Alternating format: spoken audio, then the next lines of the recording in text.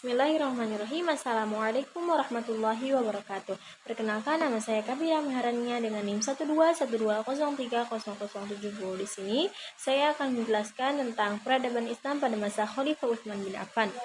Utsman diangkat menjadi khalifah. Di waktu Umar kena tikam, Utsman tidak bermaksud untuk menggantikannya. Faktor-faktor yang mendorong Abu Bakar untuk menunjuk penggantinya sudah tidak ada lagi. Bala tentara Islam sudah telah mendapatkan kemenangan dan keadaan sudah stabil. Tetapi kaum muslimin khawatir kalau terjadi perpecahan sesudah Umar bin Affan itu meninggal. Karena itu mereka mengusulkan agar Umar menunjuk siapa yang akan menjadi pengganti beliau.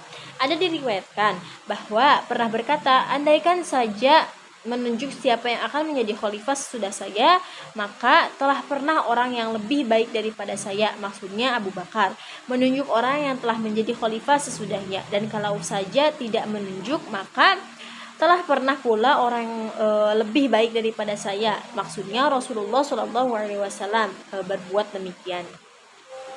Terus pada waktu itu, kalau kita pelajari iklim dan suasana keadaan di masa itu, jelaslah bahwa Umar dalam ragu-ragu. Beliau tidak hendak memikul tanggung jawab terhadap kesalahan-kesalahan yang dilakukan orang sesudah wafat. Beliau tidak pula ingin kaum muslimin terpecah belah.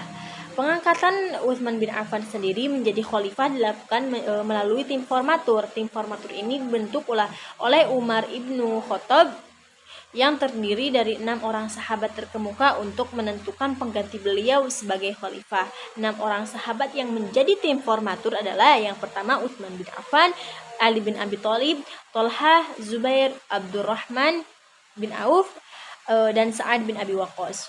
Dan untuk menghindari hal-hal cus dalam pemilihan, Umar kemudian mengangkat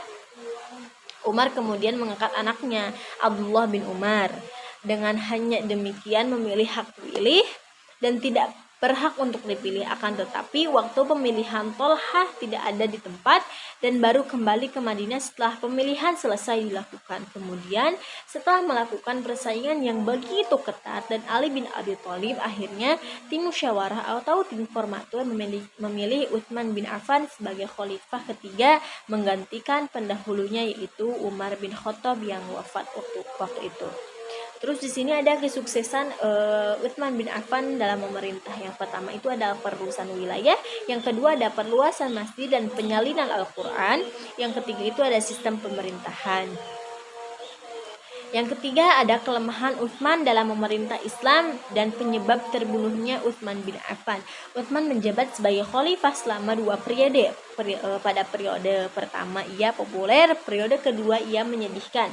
Di sini keadaan politik berbalik mundur, timbul gejolak politik, huru-hara silih berganti, petisi dan intrik merajalela yang kemudian membuahkan pembunuhan dirinya pada hari Jumat tanggal 8 Dzulhijjah tahun 35 Hijriah. Pada saat itu Khalifah Utsman sedang membaca Al-Quran sehingga bajunya berlumur darah.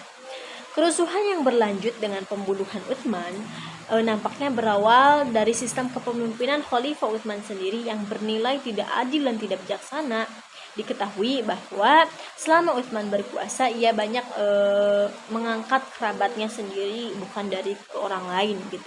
Seperti Marwan bin Hamka yang selanjutnya mengangkat pula orang-orang dari Bani Umayyah lainnya sebagai pejabat tinggi dan penguasa negara. Mungkin cukup sekian yang dapat saya sampaikan, kurang lebihnya saya mohon maaf. Wassalamualaikum warahmatullahi wabarakatuh.